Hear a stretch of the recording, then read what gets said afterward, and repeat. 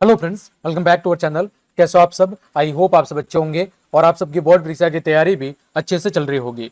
तो आप सभी प्यारे विद्यार्थियों की रिक्वेस्ट को ध्यान में रखते हुए लेकर आ गया हूं कक्षा 8 की बोर्ड परीक्षा 2025 के लिए आपके 29 मार्च को होने वाले गणित विषय का बोर्ड परीक्षा पेपर, जो कि आपके बिल्कुल बोर्ड परीक्षा के पेपर का जैसा है और इसमें से कई सारे प्रश्न आपके बोर्ड परीक्षा के पेपर में निश्चित रूप से छपेंगे। तो आप सभी प्यारे विद्यार्थियों से रिक्वेस्ट है कि पेपर को अच्छे से तैयार कर ले ताकि आपकी बोर्ड परीक्षा की तैयारी बहुत ही बेहतरीन ढंग से हो सके। तो चलिए क्लास शुरू करते हैं। सबसे पहले कुछ सामान्य निर्देश दिए गए हैं, ये आप पढ़ लेना। बढ़ते हैं सीधे हम प्रश्नों की तरफ। सबसे पहले वस्तुनिष्ठ प्रश्न पूछा गया है, जिसमें आपके 1 से 8 तक अभ्यसद वाले प्रश्न हैं और प्रत्येक प्रश्न आपका 1 नंबर का है।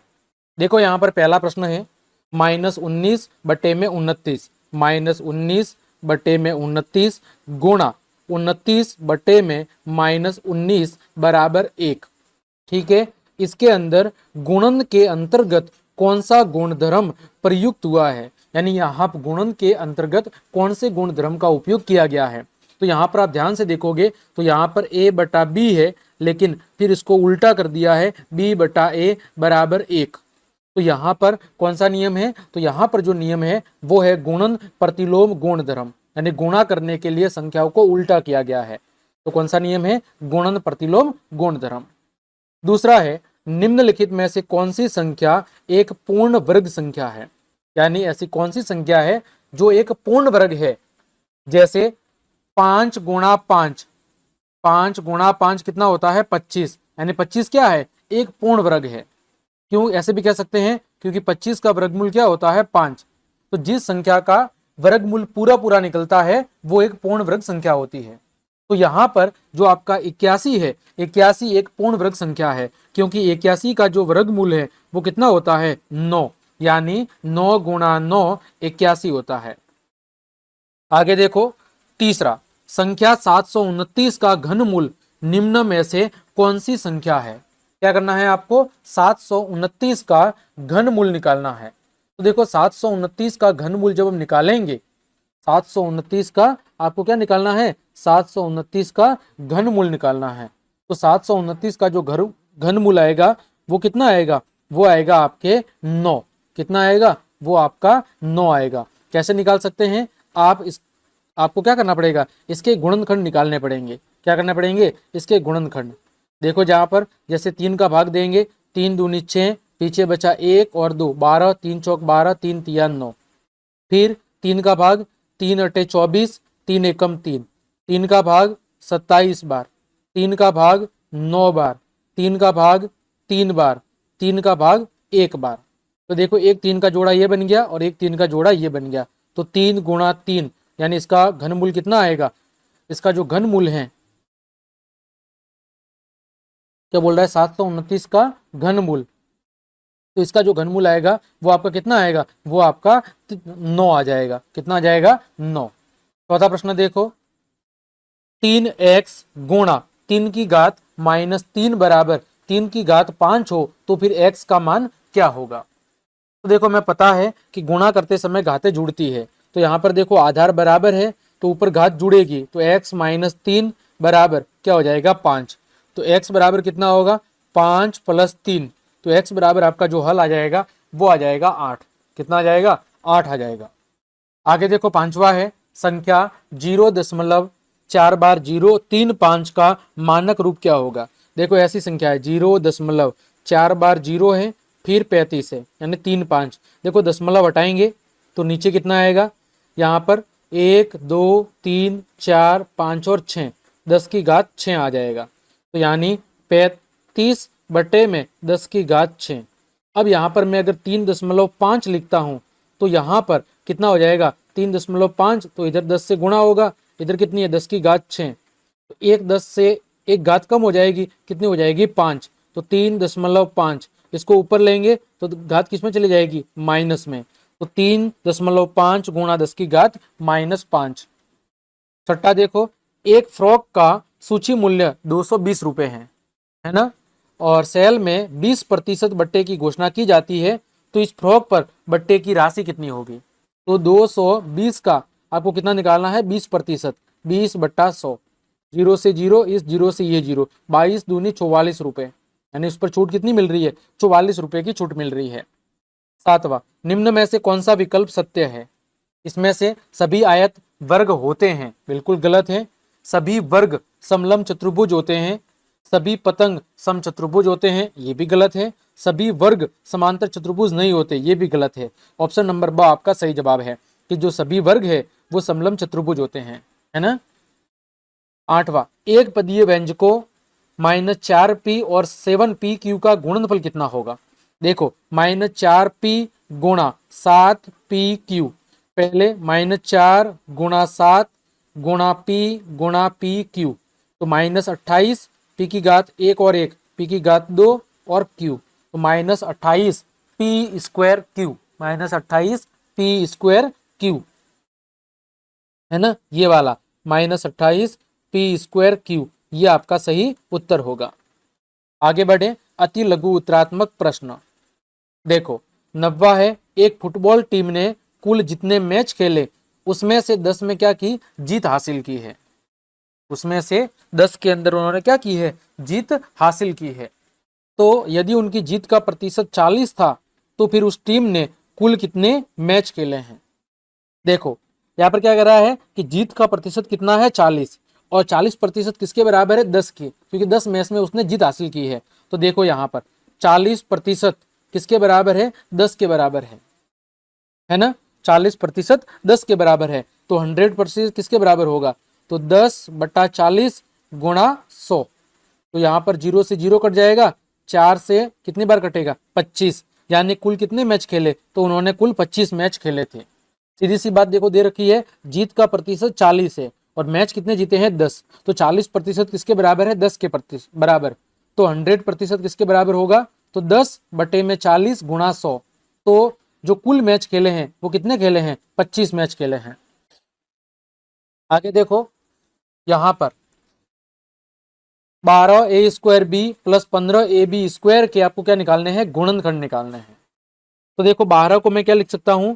3 गुणा 4 गुणा a² b, प्लस 15 को 3 गुणा 5 गुणा a गुणा b²।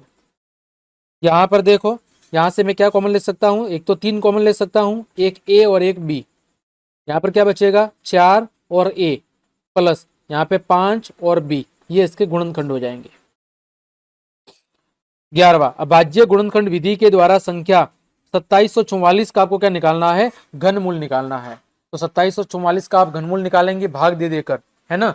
आप सबने कई बार सॉल्व भी किया होगा कि घनमूल कैसे निकालते हैं, है ना। मैंने आपकी जो बुक्स हैं, बुक्स के जो प्रश्न सॉल्व करवाए थे उसमें बहुत अच्छे से बताया था कि घनमूल और वर्गमूल कैसे ज्ञात करते हैं, है ना। तो आपको ऐसे टुकड़े करने हैं और फिर 3-3 का क्या करना है? फिर आपको 3-3 का जोड़ा बनाना है, तो आसानी से आपका जो घनमूल है वो क्या हो जाएगा? घनमूल निकल के आ जाएगा। ठीक, आगे बात करें। अगला जो प्रश्न है आपका वो है, कौन से गुण धर्म की सहायता से, कौन से गुण धर्म की सहायता से 1 गुणा 3 गुणा 6 गुणा 4/3 को 1/3 गुणा 6 गुणा 4/3 के रूप में अभिकलित करते हैं? तो यहां पर कुछ नहीं हो रहा, देखो ऐसे लिखा हुआ है 1/3, यहां पर 6 गुणा 4/3। अब की बार इसको हम कैसे लिख रहे हैं? इसी को हम लिख रहे हैं 1/3 गुणा 6 गुणा 4/3। तो यहां पर देखो क्या हो रहा है, यहां पर संख्याओं का साथ बदल रहा है। पहले 4/3 6 के साथ था, अब 6 1/3 के साथ है। तो यहाँ पर कौन सा गुणधर्म लग रहा है? तो यहाँ पर जो आपका गुणधर्म लग रहा है वो लग रहा है साहचर्य गुणधर्म। कौन सा गुणधर्म लग रहा है? साहचर्य गुणधर्म। ठीक है, यहाँ पर कुछ बच्चे कमेंट कर रहे हैं कि सर 2744 का घनमूल क्या होगा? तो इसका जो घनमूल होगा वो होगा आपका 14। कितना होगा? 14। 2744 का जो घनमूल होगा वो कितना होगा? 14 होगा। आगे बढ़े, लघु उत्तरात्मक प्रश्न पार्ट ए। किसी छात्रावास के अंदर विभिन्न भाषाएं बोलने वाले विद्यार्थियों की संख्या नीचे दी गई है। इन आंकड़ों को आपको पाई चार्ट के द्वारा क्या करना है? प्रदर्शित करना है। पाई चार्ट बनाना आप सबको आता होगा। जैसे मुझे हिंदी का निकालना है तो हिंदी का यहाँ पर योग दे रखा है, तो हिंदी का मैं कैसे निकालूंगा? 40/72 गुणा क्या करूंगा? 360 डिग्री। तो इसको सॉल्व करेंगे, कितना आएगा? 36 दूनी 72, तो ये आ जाएगा 200 डिग्री। कितना आएगा? 200 डिग्री। फिर 12/72 गुणा 360, इसका कितना आएगा? ये आ जाएगा 60 डिग्री। फिर 9/72 गुणा 360, ये कितना आएगा? ये आ जाएगा आपके 9 पंजे 45, 45 डिग्री। फिर 7/72 गुणा 360, ये कितना आएगा? 72 से 360 5 बार, 7 पंजे 35, ये 35 डिग्री। 4/72 गुणा 360, ये कितना आएगा? 20 डिग्री। अब आपको एक व्रत बनाना है ऐसे गोल, है ना। और फिर आपने चांदे की मदद से और इस पे क्या करेंगे, जितने कोण है वो आसानी से बना देंगे और रेखा खींच देंगे, और फिर जो जो भाग है हिंदी, अंग्रेजी, मराठी, तमिल, बंगाली, वो उसके अंदर लिख देना है। 14 देखो, स्तंभ अ का आपको स्तंभ ब से क्या करना है? मिलान करना है। देखो यहाँ पर 2 की घात कितनी होगी? 3 दूनी 6, 2 की घात 6, इसका हो जाएगा 2 की घात 6। इसका देखो 3 की घात -1, 4 की घात -1, 5 की घात -1, और इन सभी की घात कितनी है? 0, और घात 0 है, इसका मतलब इसका मान कितना होगा? 1। फिर 1/2 की घात कितनी है? -2। 1/2 की जो घात है वो कितनी है? -2 है। तो यहां पर हो सकता है कुछ गलत टाइप हुआ है, ठीक है। यहां पर कितनी है? 9 है। तो इसको जब हम देखो ऐसा लिखा हुआ है 1/2, और इसकी घात कितनी है? -9, तो इसकी घात को ऊपर लेंगे तो कितना हो जाएगा? 2 की घात +9, ये वाला ऑप्शन, ठीक है। फिर यहां पर देखो, यहां पर क्या दे रखा है? 1/2 की घात -2 प्लस 1/3 की घात -2 प्लस 1/4 की घात -2। सॉल्व करेंगे तो 2 की घात 2 प्लस 3 की घात 2 प्लस 4 की घात 2, कितना होगा? 4 प्लस 9 प्लस 16, तो 16 और 13, 9 और 4 कितना होगा? 13, 13 और 16, 16 और 13 कितना हो जाएगा? 29। इसका जो सही उत्तर होगा वो कितना होगा? इसका जो सही उत्तर होगा वो होगा 29। कितना होगा? 29 होगा। ये थोड़ा टाइपिंग में मिस्टेक हो गई है, ठीक। आगे बढ़े, प्रश्न संख्या 15, रिक्त स्थानों की पूर्ति करनी है। बेलन का कुल पृष्ठीय क्षेत्रफल, तो बेलन का जो संपूर्ण पृष्ठीय क्षेत्रफल होता है वो होता है 2πr(h) प्लस 2πr², है ना। इसी को अगर हम साथ में लिखेंगे तो 2πr(r + h). अगला व्यंजक का गुणनफल निकालना है। देखो यहां पर ध्यान से देखोगे तो m की घात कितनी है? 2 और 1 3, तो m की घात 3। n की घात कितनी है? 3 और 1 4, n की घात 4। p की घात कितनी है? 2 और 1 3, तो p की घात 3। फिर 5xy के अखंडनीय गुणनखंड रूप क्या होंगे? 5 गुणा x गुणा y। आपकी अगली खाली जगह है, चौथी खाली जगह, बैंक तथा डाकघर जैसी संस्थाओं के पास जमा किए गए धन पर इन संस्थाओं द्वारा भुगतान किया गया अतिरिक्त धन क्या कहलाता है? उसी को हम ब्याज कहते हैं। क्या कहते हैं? ब्याज कहते हैं। 16वां है, आपको सत्य और असत्य पर टिक करना है। पहला, संख्या 90 एक पूर्ण वर्ग संख्या है। देखो 90 किसी का भी वर्ग नहीं होता है, यानी ये कथन कैसा है? असत्य। 90 एक पूर्ण वर्ग संख्या नहीं है, क्योंकि 90 का कोई पूरा पूरा घनमूल नहीं निकलता है। दूसरा, सबसे छोटी पूर्ण घन संख्या 8 है। सबसे छोटी पूर्ण घन संख्या 8 है, बिल्कुल सही बात है, क्योंकि सबसे छोटी जो पूर्ण घन संख्या है वो 8 ही है, जो किसका घन है? जो आपके 2 का घन है। 2 का घन कितना होता है? 8। तीसरा, संख्या 6, 8, 10 के समूह को पाइथागोरस त्रिक कहते हैं। देखो 100, 100, 36, 36 और 64, 100, 100 किसके बराबर है? 10 के वर्ग के बराबर है, बिल्कुल सही बात है। फिर 529 का वर्गमूल 27 है। क्या है? संख्या 6, 8 और 10 के समूह को पाइथागोरस त्रिक कहते हैं। 8 का वर्ग 64 होता है, 6 का वर्ग 36 होता है, और 10 का कितना होता है? 100। 64 और 36 100 होता है, बिल्कुल सही है। और 529 का वर्गमूल कितना होता है? 27 होता है, ये आपको बताना है। तो 529 का वर्गमूल 27 नहीं होता है, ये बिल्कुल गलत है, ठीक। आगे देखो, पार्ट बी क्या कह रहा है? यदि किसी डिब्बे की मिठाई को 24 बट्टों में बच्चों के अंदर बांटा जाए तो प्रत्येक बच्चे को 5 मिठाइयाँ मिलती है। यदि बच्चों की संख्या में 4 की कमी हो जाए तो प्रत्येक बच्चे को कितनी मिठाइयाँ मिलेगी, है ना। देखो किसी डिब्बे की मिठाई को 24 बच्चों में बांट रहे हैं तो प्रत्येक बच्चे को कितनी मिल रही है, 4 मिठाइयाँ। तो यानी कि 24 गुणा 5, है ना।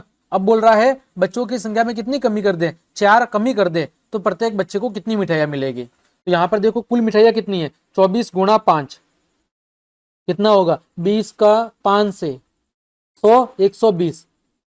अब क्या बोल रहा है, बच्चों की संख्या में 4 कमी कर दे। तो अब बच्चे कितने हुए, 24 माइनस 4 यानी कि 20। तो 120 में 20 का भाग दे देंगे तो कितना हो जाएगा, अब प्रत्येक बच्चे को कितनी मिठाइयाँ मिलेगी, अब प्रत्येक बच्चे को 6 मिठाइयाँ मिलेगी। अगला 18वां समीकरण को आपको क्या करना है, हल करना है। समीकरण को हल करके बताना है। फिर 19वां 4 सेंटीमीटर चौड़ाई वाले एक आयताकार कागज को चौड़ाई के अनुदिश मोड़कर 20 सेंटीमीटर त्रिज्या वाला क्या बना रहे हैं, एक बेलन बना रहे हैं। तो इस प्रकार बने बेलन का आपको क्या निकालना है, बेलन का आपको आयतन निकालना है। क्या निकालना है, बेलन का आपको आयतन निकाल के बताना है। फिर 20वां यहां पर हमें क्या करना है, एक समीकरण दिया हुआ है, इसको सॉल्व करके बताना है। ठीक, 21वें के अंदर आकृति में एक परिवार के विभिन्न मदों में व्यय और उनकी बचत दर्शाई गई है। देखो ये एक पाई चार्ट दिया हुआ है ना। पाई चार्ट के अंदर मकान किराया 10% है, परिवहन 5% है, अन्य 20%, भोजन 25% और बच्चों की शिक्षा वो 15%, बचत 15% और कपड़े 10%। तो किस मद में व्यय सबसे ज्यादा है, किस मद के अंदर व्यय सबसे ज्यादा है वो आपको बताना है इस पाई चार्ट के अनुसार, है ना। तो यहाँ पर देखो सबसे ज्यादा किसमें है, तो सबसे ज्यादा यहाँ पर आपको दिख रहा है वो किसमें है, भोजन के अंदर 25%। फिर क्या कह रहा है, किस मद पर हुआ व्यय परिवार की कुल बचत के बराबर है। कुल बचत के बराबर कितना, कौन सा है, तो बच्चों की जो शिक्षा पर व्यय है वो बचत के बराबर है। बचत भी 15% है और शिक्षा पे व्यय भी 15%। यदि परिवार की मासिक बचत 3000 हो तो कपड़ों पर हुआ मासिक व्यय ज्ञात करना है। ठीक है, देखो मासिक बचत कितनी है, 3000, तो 3000 तो कपड़ों पे व्यय कितना हो रहा है, तो कपड़ों पे व्यय कितना हो रहा था, यहाँ पर देख लो 10%। तो 3000 का 10%, 10/100, 2 जीरो से 2 जीरो कट जाएंगे, यानी 300 रुपए किस पर खर्च होते हैं, कपड़ों के ऊपर खर्च होते हैं। 22वां है 12,600 का 2 वर्ष के लिए 10% वार्षिक दर से आपको क्या निकालना है, चक्रवर्ती ब्याज निकालना है। जबकि ब्याज वार्षिक संयोजित होता है, ब्याज की दर कैसी है, वार्षिक है। तो आपको यहाँ पर चक्रवर्ती ब्याज का सूत्र लगा के उसकी गणना करनी है। फिर बात करें निबंधात्मक प्रश्न की, तो आपको पैमाने का उपयोग करते हुए एक आलेख बनाना है और आलेख से फिर प्रश्नों के जवाब देने हैं। जैसे 75 किलोमीटर की दूरी तय करने में लगा समय कितना होगा और 3.5 घंटे में तय की गई दूरी क्या होगी। तो पहले आप इस आंकड़ों की मदद से क्या करेंगे, एक आलेख बनाएंगे और फिर आलेख को देखकर आपको क्या करना है, इन प्रश्नों के उत्तर देने हैं। अथवा में सेवों की संख्या और मूल्य दिया हुआ है, यहाँ पर 3 सेवों का मूल्य कितना होगा, है ना। तो 3 सेवों का जो मूल्य है वो कितना है, 15 रुपए। फिर 20 रुपए से कितने सेव प्राप्त होंगे, तो 20 रुपए से कितने सेव प्राप्त होंगे, तो 20 रुपए से 4 सेव प्राप्त होंगे। प्रश्न संख्या 24 है जिसमें क्या करना है, आपको व्यंजकों के गुणनखंड ज्ञात करने हैं। जैसे पहला है p² माइनस 10p प्लस 25, दूसरा 49x² माइनस 36, तीसरा am² plus bm² plus bn plus an², चौथा p² माइनस 81। इन सभी के आपको गुणनखंड निकालने हैं। अथवा में यहाँ पर ये जो गुणनखंड दिया हुआ है इसको सॉल्व करना है, यहाँ पर भी 4 दिए हुए हैं, इन चारों को आपको सॉल्व करना है, दोनों में से किसी एक को सॉल्व करके बताना है। आगे 25 के अंदर आपको बेस्ट एक समांतर चतुर्भुज है, एक्स वाई जेड के मान निकालने हैं। देखो ये 100 है तो ये भी कितना होगा, 100 होगा, है ना। फिर ये 100 है तो ये कितना होगा, 80 होगा। ये 80 है तो ये कितना होगा, तो ये आपका 100 होगा, है ना। देखो आमने सामने के बराबर होते हैं। फिर आसन्न कोण है तो आसन्न कोणों का ये 180 होता है, ये 100 डिग्री है तो कितना होगा, 80 डिग्री। फिर यहाँ पर क्या है, एक रेखिक युग्म है, यदि ये 80 है तो कितना होगा, 100 डिग्री। आगे देखो यहाँ पर x और y के मान निकालने हैं। तो यहाँ पर देखो 3x बराबर कितना है, 18, x बराबर कितना है, 18/3, 18/3 तो कितना आ जाएगा, 18 में 3 का भाग देंगे तो 6 आ जाएगा। यहाँ पर 3y माइनस 1 बराबर 26 है, 3y बराबर 27 है, y बराबर 27/3 है, तो y का मान कितना आ जाएगा, 9 आ जाएगा। ठीक, तो प्यारे विद्यार्थियों, ये था कक्षा 8 गणित विषय का most important viral model paper, जो आपकी कल होने वाली बोर्ड परीक्षा के लिए बहुत ही ज्यादा महत्वपूर्ण साबित होगा। अतः आप सभी प्यारे विद्यार्थियों से रिक्वेस्ट है कि ज्यादा से ज्यादा पेपर की प्रैक्टिस करें, और यदि आपको मेरी क्लास और मेहनत पसंद आई है तो फिर लाइक, कमेंट, शेयर और सब्सक्राइब जरूर करें। मिलते हैं अगली क्लास में, तब तक के लिए आप सबको जय हिंद, जय भारत।